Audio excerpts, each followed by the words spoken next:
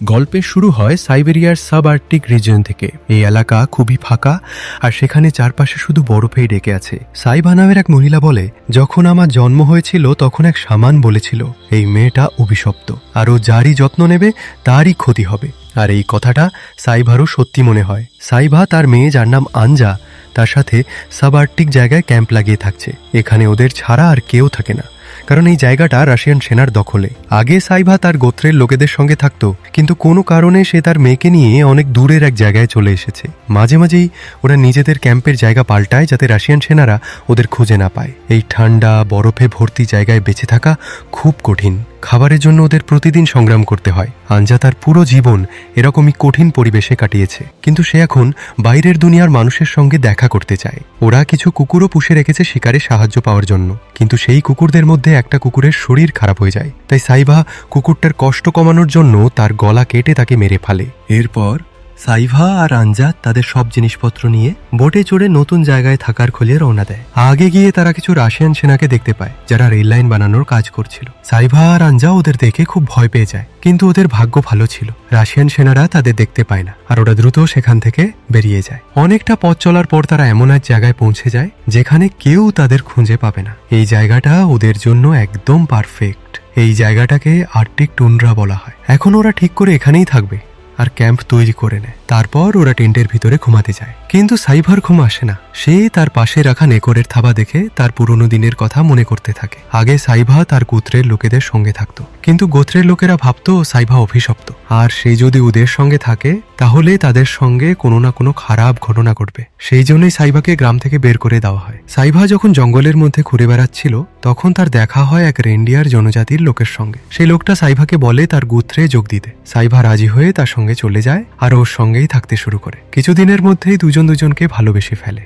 কিছু সময় পর সেই লোকটা সাইভাকে এই নেকড়ের থাবা উপহার দেয়। তখনই সাইভার প্রেজেন্টে শামানের কথা মনে পড়ে। যাকে সে ভালোবাসবে বা যার যত্ন নেবে তারই ক্ষতি হবে, এটা ভেবেই সাইভা ভয় পেয়ে যায়। পরদিন সাইভা তার কুকুর নিয়ে শিকারে বের হয়। সেই সময় সে এক লোককে দেখতে পায় যে খুবই খারাপভাবে আহত অবস্থায় আছে। সে প্রায় বরফে জমে গিয়েছিল আর খিদায় মারা যাওয়ার মতো অবস্থা। হঠাৎ সে লোকটা পড়ে গিয়ে অজ্ঞান হয়ে যায়। সাইভা তখন হাতে অস্ত্র নিয়ে সেই লোকটার কাছে যায় আর তাকে অজ্ঞান দেখে তার জিনিসপত্র চুরি করতে শুরু করে। কিন্তু হঠাৎ লোকটার জ্ঞান ফিরে আসে আর সাইভার কাছে সাহায্য চায়। সাইভা ভাবে যে তার এই লোকটাকে মেরে ফেলা উচিত, কিন্তু তার উপর তার মায়া লাগে আর সে তাকে নিজের টেন্টে নিয়ে আসে। কিন্তু সেই লোকটা আবার অজ্ঞান হয়ে পড়ে। সাইভা তখন তার ক্ষতগুলোর চিকিৎসা করে আর তার যত্ন নিতে শুরু করে। তারপর সাইভা সেই লোকটার জিনিসপত্র চেক করতে শুরু করে, যার মধ্যে সে একটা ম্যাপ আর একটা রেডিও খুঁজে পায়। কিছুক্ষণ পর আঞ্জা সেখানে আসে আর সেই অজানা লোকটাকে দেখে অবাক হয়ে যায়। সে সাইভাকে জিজ্ঞেস করে, এই লোকটা কে? সাইভা বলে, আমি জানি না ওকে। আমি যখন শিকারে গেছিলাম তখন এই লোকটা আমার সামনে আহত অবস্থায় পড়ে যায় আর অজ্ঞান হয়ে যায়। আমি যদি ওকে নিয়ে না আসতাম তাহলে ও মরেই যেত। আরও কিছু সময় পরে সেই লোকটার জ্ঞান ফেরে আর সে নিজের নাম বলে লোকি। আঞ্জা তাকে বলে, তুমি খুবই ভাগ্যবান যে সাইভা তোমাকে বাঁচিয়েছে, কারণ আমরা এত সহজে কারো উপর ভরসা করি না। রাতে আঞ্জা লোকিকে স্যুপ বানিয়ে দেয়। সে পুরো সময় লোকির দিকেই তাকিয়ে থাকে, কারণ এটা ছিল প্রথমবার যখন সে কোনো ছেলেকে এত কাছ থেকে দেখছে। কয়েকদিন পর যখন লোকি পুরোপুরি সুস্থ হয়ে যায় তখন সে সাইভা আর আঞ্জার সাথে বোটে করে শিকারে যায়। লোকি বলে, তোমাদের জন্যই আমার প্রাণ বেঁচেছে, আমি কিভাবে এই উপকারের প্রতিদান দেব? এই কথায় সাইভা বলে, যখন আমাদের কিছু দরকার হবে তখন আমি তোমায় জানাবো। কিন্তু আঞ্জা হেসে বলে, রেইনডিয়ার শিকার করে আনো। লোকি বলে, আমি কথা দিচ্ছি যদি আমি রেইনডিয়ার দেখি তাহলে আমি অবশ্যই তার শিকার করে আনবো। তারপর ওরা নৌকা থেকে নামে আর বরফে ঢাকা জায়গায় যায়। সেখানেই ওরা একটা সিল দেখে। সাইভা সেটা শিকার করে আর তারপর সবাই ক্যাম্পে ফিরে আসে। রাতে সাইভা আর আঞ্জা সেই সিলের মাংস কেটে কাঁচাই খেতে শুরু করে, কারণ সাইভা এক ট্রাইব থেকে ছিল আর সেখানে মাংস এইভাবেই খাওয়া হতো। এই জিনিসটা লোকির খুবই অদ্ভুত লাগে আর সে মাংস রান্না করে খায়। এরপর লোকি তার রেডিওটা আঞ্জাকে দেখায় আর সেখানে মিউজিক চালিয়ে শোনায়। আঞ্জার সাইভা প্রথমবার রেডিও দেখে আর মিউজিক শুনে দুজনেরই খুব ভালো লাগে। এই সময় সাইভা লোকির দিকে এমনভাবে তাকাতে থাকে যেন তার প্রতি টান অনুভব করছে, কারণ সাইভা বহু বছর ধরে একা ছিল। সাইভা তখন লোকিকে জিজ্ঞেস করে, তুমি এখানে কিভাবে এলে? লোকি বলে, আমার গ্রামে একদিন রাশিয়ান সৈন্যরা আসে। তারা কিছু লোককে জোর করে শ্রমিক বানিয়ে নিয়ে যায়। কাজ করার সময় এক সুযোগে আমি পালিয়ে যাই। তারপর কয়েকদিন কোনো খাবার বা জল ছাড়াই ঘুরে বেরোতে থাকি। তখনই আমি তোমায় দেখি আর তুমি আমার জীবন বাঁচিয়ে দাও। লোকি বলে, যদি রাশিয়ান সৈন্যরা আমাকে দেখে ফেলে তাহলে তারা আমাকে মেরে ফেলবে। সাইভা বলে, যখন ঠান্ডা একটু কমে যাবে তখন তুমি এখান থেকে চলে যেও, ততদিন তুমি আমাদের সঙ্গেই এখানে থাকো। কারণ সাইভা ভয় পাচ্ছিল লোকির কারণে হয়তো তারা বিপদে পড়তে পারে। লোকি দেখতে সুন্দর আর শক্তিশালী, আর এই কারণেই আঞ্জা ওর দিকে আকৃষ্ট হতে শুরু করে। সে লোকিকে তার চুলে চিরুনি করতে বলে, যেটা আগে তার মা করত। লোকি হেসে আঞ্জার চুলে চিরুনি করতে থাকে, কিন্তু এটা সাইভার ভালো লাগে না। সে চোখ নামিয়ে ফেলে, কারণ তার মনেও লোকির প্রতি একটা টান তৈরি হয়েছে। এই কথাটা লোকিও বুঝে যায়। পরের দিন সকালে লোকি সাইভাকে না জিজ্ঞাসা করেই ওর বন্দুকটা নিয়ে শিকারের উদ্দেশ্যে আঞ্জাকে দেওয়া প্রতিশ্রুতি রাখতে রেনডিয়ার শিকার করতে যায়। এক জায়গায় গিয়ে লোকি রেনডিয়ার দেখতে পায়, আর ঠিক তখনই সে নিশানা করে গুলি ছুড়তে যাচ্ছে। এমন সময় দুজন রাশিয়ান সৈন্য এসে লোকিকে ধরে ফেলে। তারা লোকিকে তাদের বোটে তুলে নিয়ে যাওয়ার চেষ্টা করে, কিন্তু লোকি নিজের ছুরি বের করে নেয় আর চালাকি করে একে একে দুজন সৈন্যকেই মেরে ফেলে। তারপর তাদের জিনিসপত্র নিয়ে সে ক্যাম্পে ফিরে আসতে শুরু করে। এদিকে সাইভা আঞ্জাকে বলে, তোমার লোকির সঙ্গে কথা বলা উচিত না, কারণ তুমি এখনো ওকে ভালো করে চেনো না। কিন্তু আঞ্জা সাইভার কথা শুনতে চায় না। এতে রেগে গিয়ে সাইভা টেন্ট থেকে বেরিয়ে যায়। ঠিক তখনই লোকি সৈন্যদের জিনিসপত্র নিয়ে ফিরে আসে। সাইভা তাকে বলে, আমার তোমার সঙ্গে একটু জরুরি কথা আছে। সে লোকিকে বলতে চায় সে আসলে এক অভিশপ্ত মেয়ে, কিন্তু সাইভা লোকিকে এই সত্যি কথা বলার আগেই আঞ্জা সেখানে চলে আসে। লোকি তখন আঞ্জাকে বলে যে সে অনেক খাবার এনেছে, আর এটা শুনে আঞ্জা খুব খুশি হয়ে যায়। তারপর ওরা দুজন টেন্টের ভিতরে চলে যায়। আঞ্জা আর লোকি একে অপরের সঙ্গে সময় কাটাতে শুরু করে। এই জিনিসটা সাইভার ভিতরে এক রকমের যন্ত্রণা হয়ে জমতে থাকে। সে তার অতীতের কথা ভাবতে থাকে আর গল্পটা পাস্টে চলে যায়। একদিন যখন সাইভার শিকার থেকে ফিরে আসে তখন সে দেখে যে কেউ গোত্রের সব লোককে মেরে ফেলেছে। এটা দেখে সে ভেঙে পড়ে। তবে সে দেখে তার বয়ফ্রেন্ড এখনো বেঁচে আছে, কিন্তু দড়ি দিয়ে বাঁধা ছিল। যখন তার বয়ফ্রেন্ড সাইভাকে দেখে তখন সে ইশারা করে সাইভাকে লুকিয়ে পড়তে বলে। সাইভা ওর কথা শুনে লুকিয়ে পড়ে, কারণ সেই রাশিয়ান সৈন্যরাই ছিল যারা গোটা গ্রাম মেরে ফেলেছে।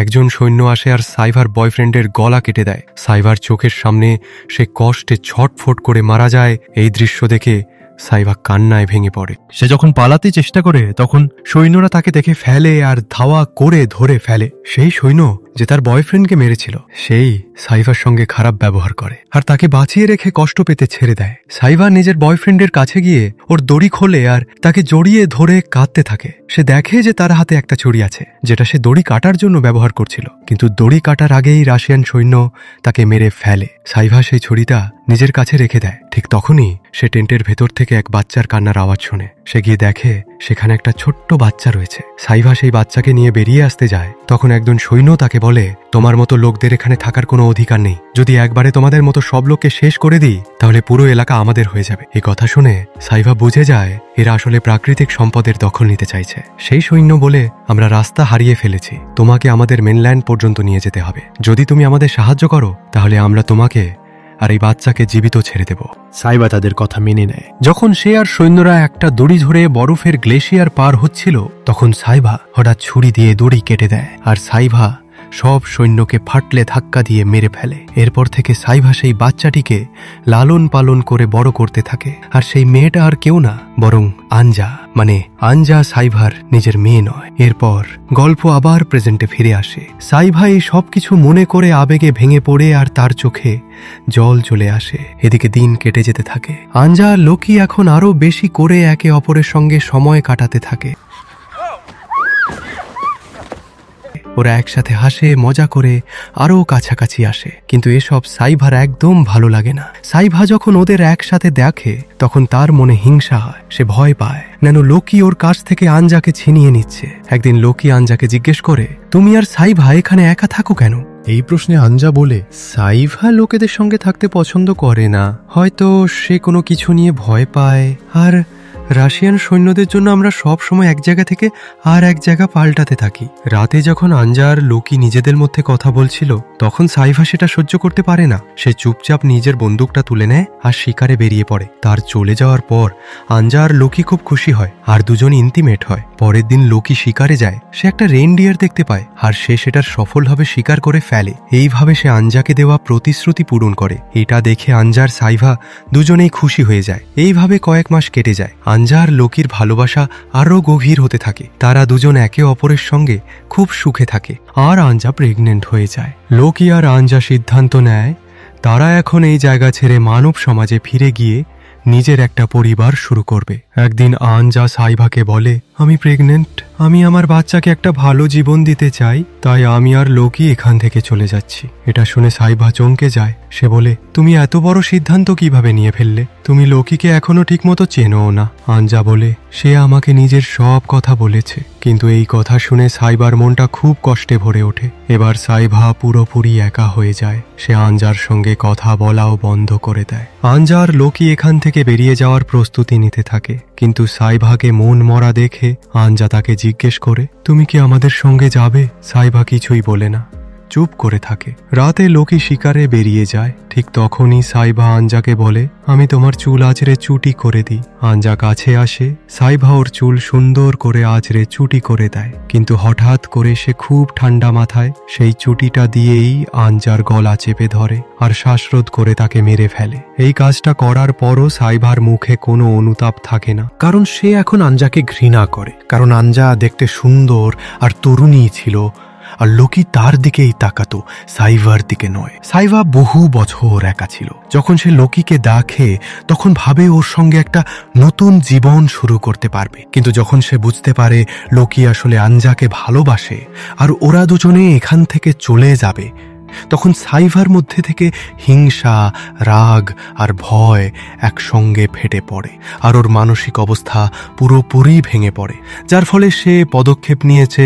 তারপর সে একটা চাকু দিয়ে আঞ্জার মুখের চামড়া কেটে বের করে আনে আর সেটা নিজের মুখে মাস্কের মতো লাগিয়ে নেয়। সে আঞ্জার জামা কাপড় পরে তার মতো করে নিজেকে সাজিয়ে তোলে। তার মনে হয় যদি তাকে আঞ্জার মতো দেখায় তাহলে লোকি ওকে ভালোবাসবে। যখন লোকি ফিরে আসে তখন সে সাইভাকে আঞ্জা ভেবে ভুল করে আর তার সঙ্গে সম্পর্ক করে। সাইভা চেষ্টা করে লোকি যাতে কিছু বুঝতে না পারে। সে বলে, আমি তোমায় অনেক ভালোবাসি।